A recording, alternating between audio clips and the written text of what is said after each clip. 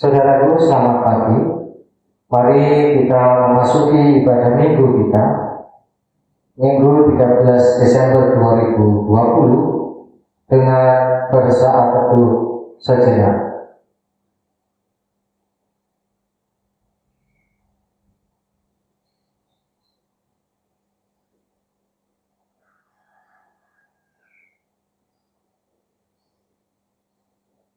Saudara, mari kita bangkit berdiri.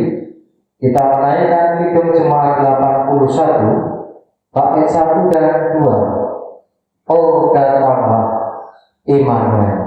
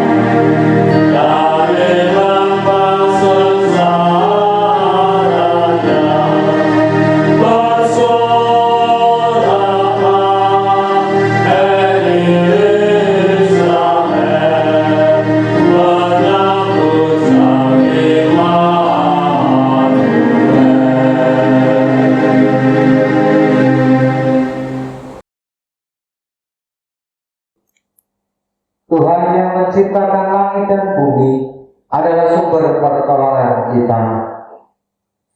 Kasih karunia dan damai sejahtera dari Allah Bapa kita dan Tuhan Yesus Kristus ada pada saudara sekalian. Amin. Jemaat dipersilakan duduk kembali. Saudaraku, mari kita menerima sapaan Tuhan di dalam firman-Nya yang terambil dalam 1 Tesalonika 5 ayat 16 sampai 22 yang demikian.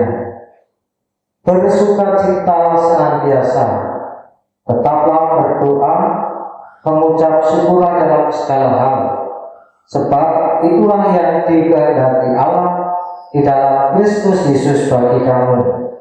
Janganlah padamkan roh, dan janganlah anggap rendah nubuat. Ujilah segala sesuatu dan peganglah yang baik. Jauhkanlah dirimu dari segala jenis kejahatan.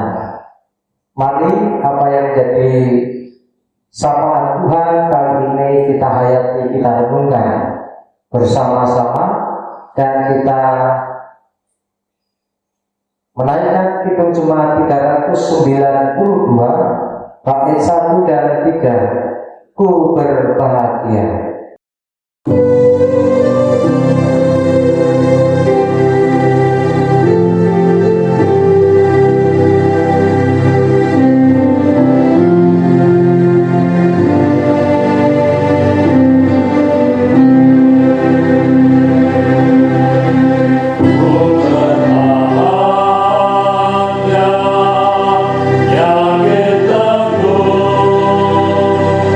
Yesus Allah.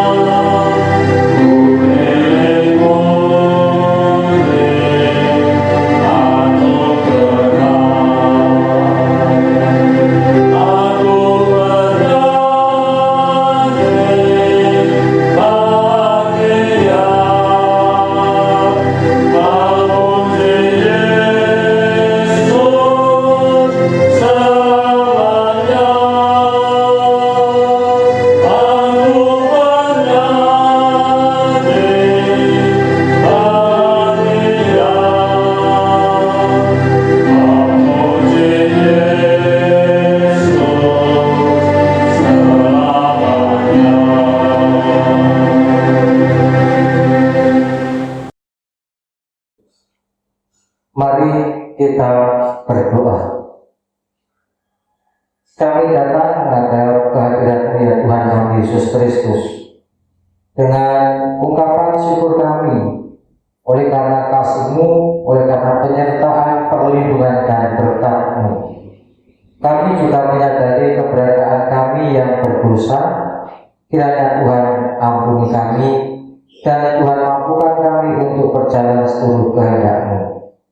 Ya Tuhan kami Yesus Kristus, Engkau adalah Allah yang setia, yang tidak pernah meninggalkan kami, sehingga kami senantiasa yakin dan percaya ketika kami melalui hidup kami, di dalam kami berjalan menampaki kehidupan ini, kami yakin Engkau bersama kami.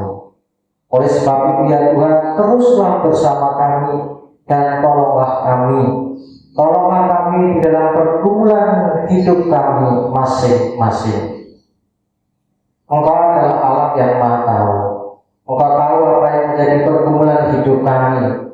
Engkau tahu apa yang menjadi keinginan dan harapan kami. Kami secara pribadi memiliki persoalan pribadi berkaitan dengan pekerjaan, berkaitan dengan keluarga, berkaitan dengan kehidupan bersama di dalam masyarakat. Kami memiliki persoalan dan pergumulan pribadi. Engkau yang akan tolong kami, Engkau yang akan memberkati kami, melindungi dan membimbing kami. Engkau juga Allah yang akan senantiasa bersama dengan kami ketika kami menjalani pandemi bersama ini. Engkau yang akan menuntun kami, memberikan kesehatan, memberikan kekuatan, dan Engkau yang akan berikan kesadaran kepada kami supaya kami berupaya bersama, berjalan bersama, bergandeng bersama untuk memutus mata rantai dari virus corona ini. Tuhan, tolonglah kami dan tolonglah kami supaya kami segera kembali normal di dalam jalan hidup ini, karena kami rindu untuk bersama-sama menjalani kehidupan ini dengan normal. Kami rindu bebas untuk beraktivitas, menjalin relasi satu dengan yang lain, dan kami rindu untuk bekerja dengan normal kembali seperti sedia kala. Kami rindu suasana yang dulu Tuhan. Tuhan tolong kami, bebaskan kami dari virus corona ini, dan mampukan kami belajar dan mengambil hikmah dari adanya virus corona ini. Ya Tuhan, Engkau adalah Allah yang akan memberikan kekuatan kepada setiap yang lemah, yang sakit Engkau berikan kesembuhan, dan Engkau adalah Allah yang tak pernah meninggalkan kami. Saat ini ya Tuhan, kami akan mendengarkan firman-Mu. Berfirmanlah bagi kami. Kami menyiapkan hati pikiran kami untuk menyambut firman-Mu, dan mampukan kami juga menjadi pelaku-pelaku firman-Mu. Di dalam kasih Kristus kami berdoa. Amin. Mari saudara, kita menerima firman Tuhan yang terambil dari 1 Yohanes 1 ayat 6 sampai 8, dilanjutkan ayat 19 sampai 28. Demikian firman Tuhan. Datanglah seorang yang diutus Allah, namanya Yohanes. Ia datang sebagai saksi untuk memberi kesaksian tentang terang itu, supaya oleh dia semua orang menjadi percaya. Ia bukan terang itu, tetapi harus memberi kesaksian tentang terang itu. Kita lanjutkan ayat yang ke-19 sampai 28. Dan inilah kesaksian Yohanes ketika orang Yahudi dari Yerusalem mengutus beberapa imam dan orang-orang Lewi kepadanya untuk menanyakan dia, "Siapakah engkau?" Ia mengaku dan tidak berdusta, katanya, "Aku bukan Mesias." Lalu mereka bertanya kepadanya, "Kalau begitu, siapakah engkau? Elia?" Dan ia menjawab, bukan. Engkaukah Nabi yang akan datang? Dan ia menjawab, bukan. Maka kata mereka kepadanya, siapakah engkau? Sebab kami harus memberi jawab kepada mereka yang mengutus kami. Apakah katamu tentang dirimu sendiri? Jawabnya, akulah suara orang yang berseru-seru di padang gurun, luruskanlah jalan Tuhan, seperti yang telah dikatakan Nabi Yesaya. Dan di antara orang-orang yang diutus itu ada beberapa orang Farisi. Mereka bertanya kepadanya, katanya, mengapakah engkau membaptis jikalau engkau bukan Mesias, bukan Elia, dan bukan Nabi yang akan datang? Yohanes menjawab mereka, katanya, aku membaptis dengan air, tetapi di tengah-tengah kamu berdiri Dia yang tidak kamu kenal, yaitu Dia yang datang kemudian daripadaku. Membuka tali kasutnya pun aku tidak banyak. Hal itu terjadi di Betania yang di seberang sungai Yordan, di mana Yohanes membaptis. Demikianlah firman Tuhan, dan berbahagia setiap orang yang mendengar dan memeliharanya. Saudaraku, di depan kita ada sebuah gambar, di mana dalam gambar itu ada seorang laki-laki dan perempuan. Dan tidak hanya seorang laki-laki dan perempuan, namun dalam gambar itu ada sebuah tanda tanya. Ketika kita melihat dan kita cermati gambar itu, baik adanya laki-laki, adanya perempuan, ada tanda tanya. Ini menunjukkan bahwa gambar ini, baik laki-laki dan perempuan, ini sedang berpikir. Mereka bukan memikirkan tentang pergumulan mereka. Mereka bukan memikirkan tentang keinginan dan harapan mereka. Namun mereka sedang berpikir tentang sesuatu yang mendatangkan tanda tanya atas diri mereka terhadap apa yang mereka dengar, apakah sesuatu itu benar atau tidak. Mereka berpikir karena mereka penasaran terhadap apa yang mereka dengar, atau bahkan apa yang mereka lihat. Kemudian gambar yang kedua, ini hampir sama, namun jauh lebih lengkap, meskipun gambarnya lebih sederhana. Ada seorang laki-laki yang sedang memegang dan meneropong sesuatu. Jadi memegang teropong, kemudian meneropong sesuatu. Teropong fungsinya adalah untuk melihat dari jarak jauh, supaya yang kita lihat itu dapat kita lihat dengan jelas. Mengapa dia meneropong sesuatu? Terus di situ di atas ada tanda tanya juga. Ini gambar ini menunjukkan bahwa ketika ada seseorang yang penasaran, maka dia akan mencari tahu apakah yang menjadi berita atau yang mereka lihat itu benar terjadi. Jadi mencari tahu kebenaran tentang sesuatu karena rasa penasaran. Dan tentunya kita pun juga pernah atau bahkan sering penasaran terhadap sesuatu.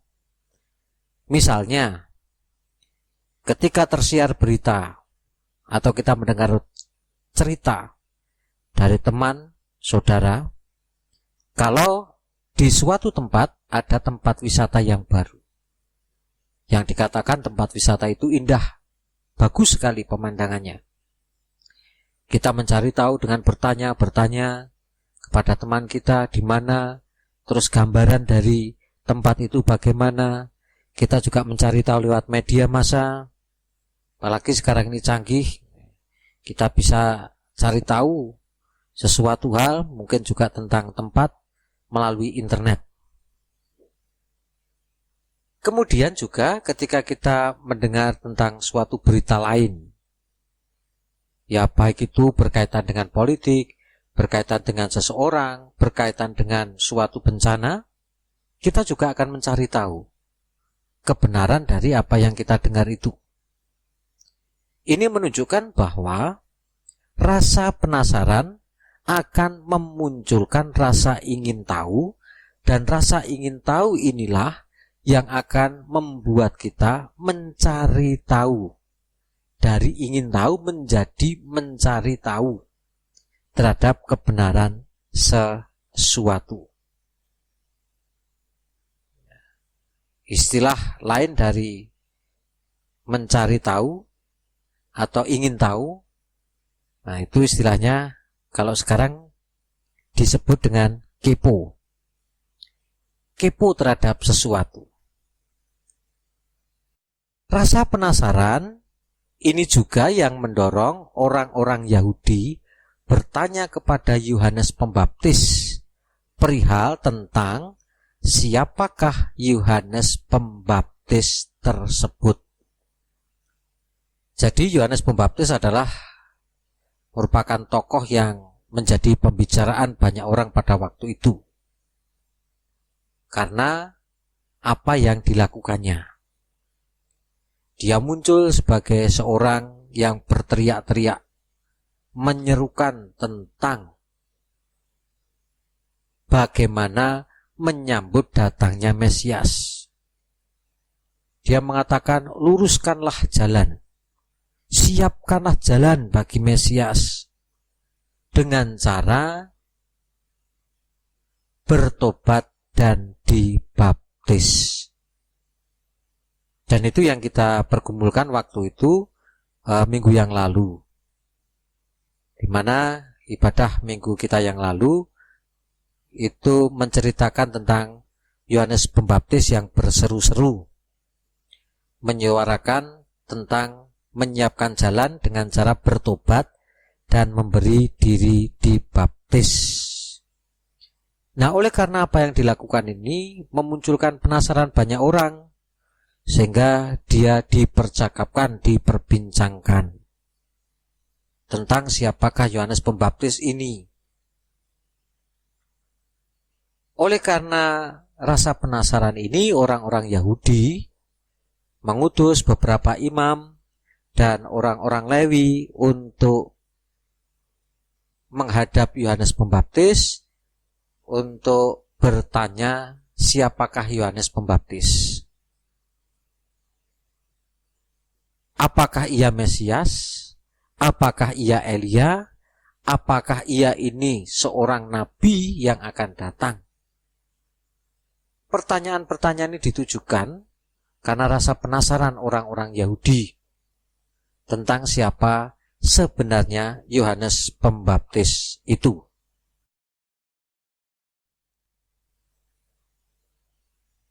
Jawaban Yohanes Pembaptis terhadap pertanyaan-pertanyaan yang diajukan, ia menjawab bahwa ia bukan Mesias, ia bukan Elia, ia bukan seorang nabi yang akan datang. Mendengar jawaban ini, nampaknya orang-orang itu juga belum puas, sehingga mendesak Yohanes Pembaptis untuk mengatakan dengan sesungguhnya. Padahal sebenarnya apa yang dia katakan itu adalah yang sesungguhnya. Dia berkata jujur, tidak ditutup-tutupi. Karena memang dia bukan Mesias, ia bukan Elia, dan dia bukan seorang nabi yang akan datang. Dan secara tegas Yohanes Pembaptis mengatakan bahwa ia adalah seorang utusan. Dia hanya seorang utusan yang bertugas menyiapkan jalan bagi Mesias. Dan Dan dia bukan Mesias. Mesias itu akan datang setelah dia menyiapkan jalan bagi Mesias. Bagaimana dia menyiapkan umat supaya dapat menyambut Mesias dengan baik. Tahu ketika Mesias datang, Yesus Kristus datang, orang-orang sudah tahu bahwa itulah Mesias yang sesungguhnya. Dalam menyiapkan jalan, Yohanes Pembaptis seperti ibadah kita minggu lalu, dia menyerukan tentang pertobatan. Bertobat, memberi diri dibaptis. Dan pada Yohanes 1 ayat 6-8 dikatakan, dia tidak hanya menyerukan pertobatan seperti tema minggu lalu, tapi dia memberi kesaksian tentang terang. Dia memberikan kesaksian bahwa Mesias yang akan datang itu akan membawa terang, di mana orang-orang pada waktu itu, dunia pada waktu itu dalam kegelapan. Kegelapan di sini dapat berarti satu, cara hidup mereka seenaknya saja. Mereka tidak tahu arah dan tujuan hidup. Dan orang-orang pada waktu itu hidup dalam dosa. Sehingga dia bersaksi bahwa Mesias yang akan datang itu akan membawa terang. Artinya adalah Mesias ini akan menunjukkan jalan. Jalan di mana orang itu melewati jalan tersebut. Jalan yang seharusnya dilewati. Mesias juga akan menunjukkan bahwa bagaimana orang bersikap di dalam menjalani hidup ini. Mesias ini adalah yang akan memberikan terang dalam kegelapan, artinya juga bahwa Mesias ini yang akan mengangkat manusia dari dosa. Kegelapan di sini juga bisa dilambangkan dengan kehidupan dalam dosa. Orang-orang manusia akan diangkat oleh Sang Mesias ini dari dosanya, dan dia akan beroleh keselamatan. Nah, saudaraku, apa yang menjadi firman Tuhan saat ini berkaitan dengan Yohanes Pembaptis yang memberi kesaksian tentang terang? Kita pun juga harus demikian, memberi kesaksian tentang terang. Dimana kalau kita lihat, banyak orang yang masih hidup dalam kegelapan. Artinya, banyak orang tidak tahu arah kehidupannya, banyak orang juga yang hidup seenaknya saja, banyak orang yang masih hidup dalam dosa. Nah, kita sebagai orang yang memberi kesaksian tentang terang adalah bagaimana mengingatkan, bagaimana juga menolong orang-orang ini, supaya yang tidak tahu arah menjadi tahu arah, yang hidupnya seenaknya saja menjadi hidup yang benar, tidak sesuka hati. Ketika ada orang berdosa, kita ingatkan, kita tolong, supaya dia juga bertobat dan hidup sesuai dengan kehendak Tuhan. Di samping itu, memberi kesaksian tentang terang adalah bahwa kita lihat juga banyak orang yang memiliki beban berat dalam hidupnya. Sehingga beban berat itu menjadikan dia juga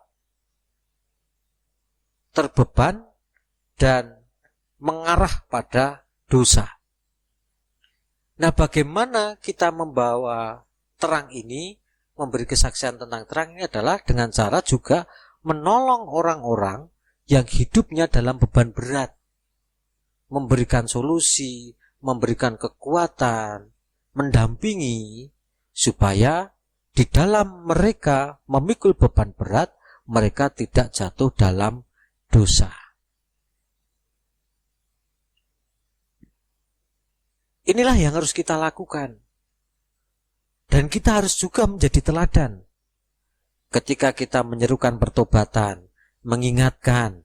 Ketika kita menolong orang yang jatuh dalam dosa supaya bertobat, kita pun juga harus memberikan contoh atas apa yang kita katakan. Ketika kita memberi kesaksian tentang terang, artinya dalam menuntun, dalam menguatkan, di dalam menjalani hidup ini, dalam memikul beban, kita pun juga harus memberikan contoh, memberikan teladan.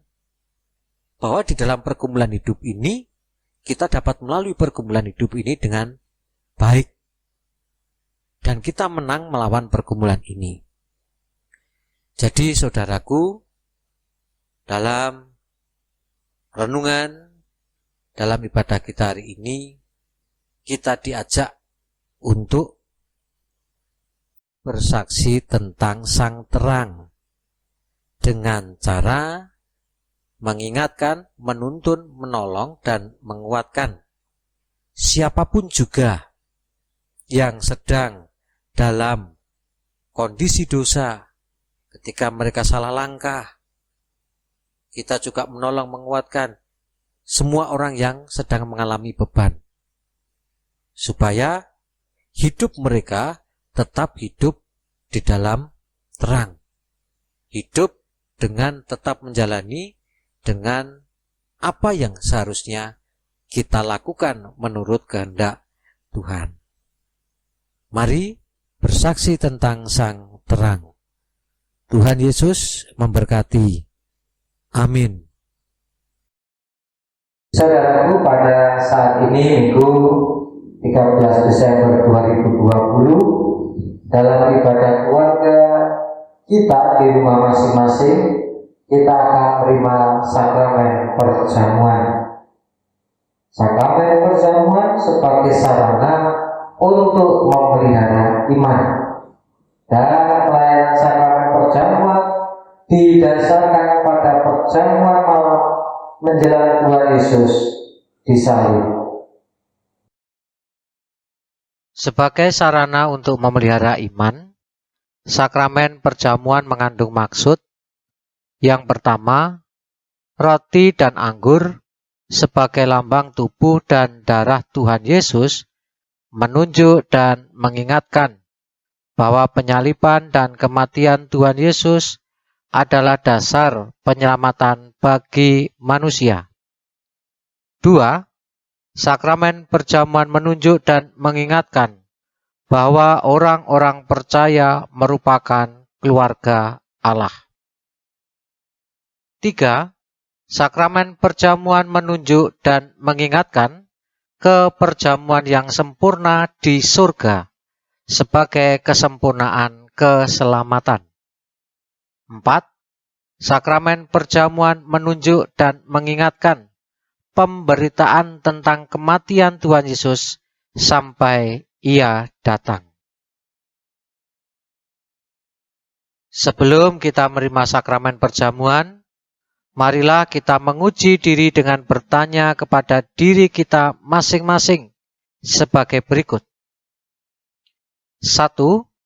Apakah kita sungguh-sungguh menyadari dan mengakui bahwa kita berada dalam kondisi tidak selamat karena dosa, dan dengan kekuatan serta usaha sendiri tidak mampu melepaskan diri dari kondisi tersebut, sehingga membutuhkan juru selamat yang berkuasa melepaskannya? 2. Apakah kita sungguh-sungguh bertobat dan menyerahkan diri dengan penuh keyakinan kepada Allah yang menyelamatkan manusia melalui kematian dan kebangkitan Tuhan Yesus? 3. Apakah kita sungguh-sungguh bertekad menyerahkan diri untuk hidup sesuai dengan firman-Nya? 4. Apakah kita sungguh-sungguh bertekad senantiasa menjalani hidup penuh syukur atas anugerah penyelamatan Allah? Selamat mempersiapkan diri untuk mengikuti perjamuan kudus pada Minggu 15 November 2020. Tuhan Yesus memberkati. Amin.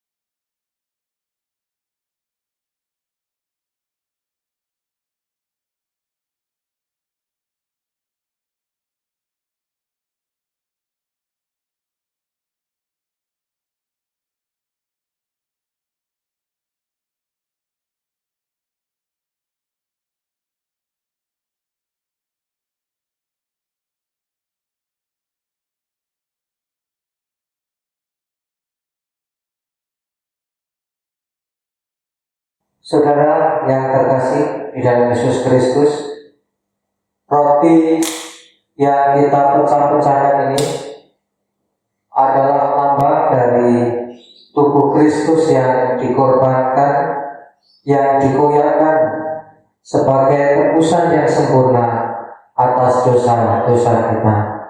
Terimalah dan bersyukurlah akan tubuh Kristus yang dikoyakkan dan menjadi tebusan yang sempurna bagi dosa-dosa kita.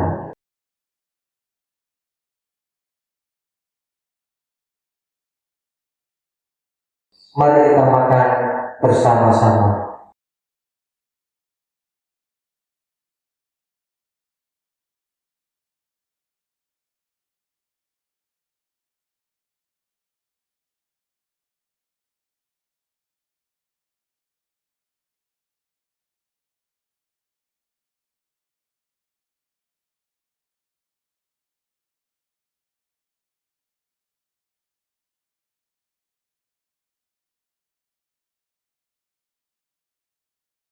Saudaraku, anggur yang dicurahkan ini adalah lambang dari darah Kristus yang dicurahkan bagi kita sebagai sarana penghapusan dosa.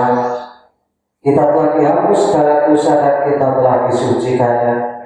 Terimalah dengan ungkapan syukur atas apa yang telah Yesus berikan untuk kita. Silakan diminum.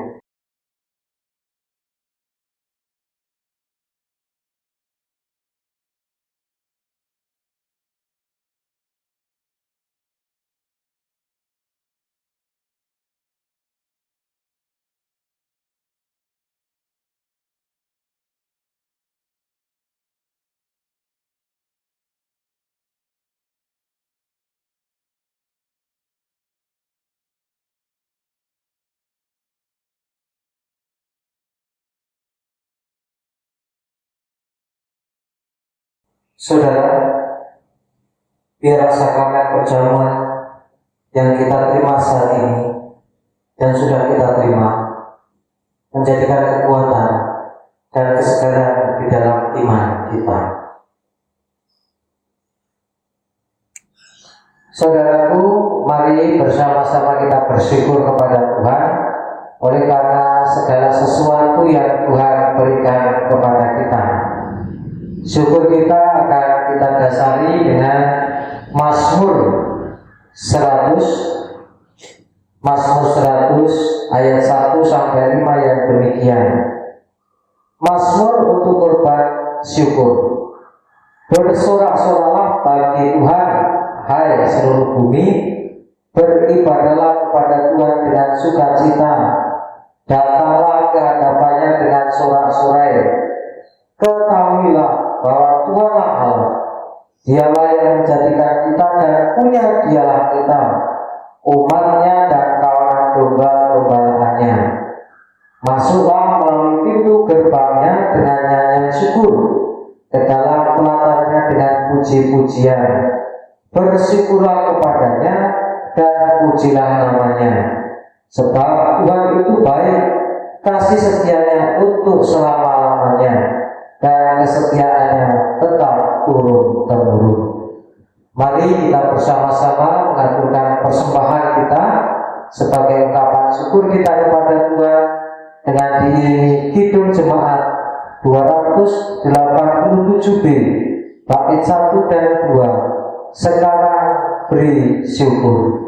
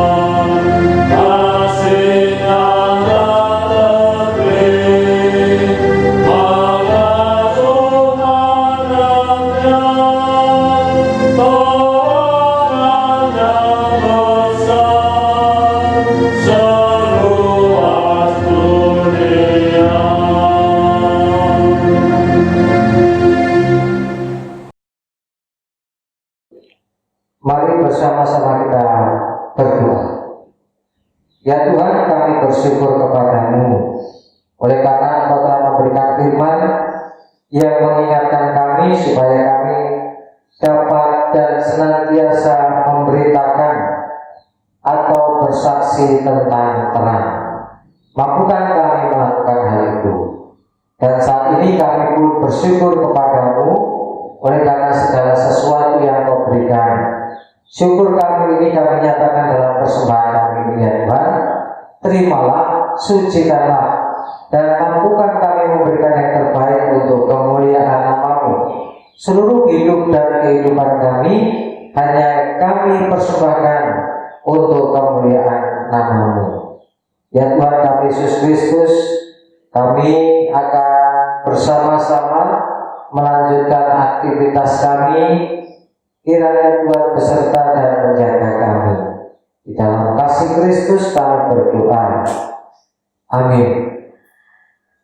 Mari bangkit berdiri, kita menegakkan pengakuan iman Rasul Isa bersama-sama.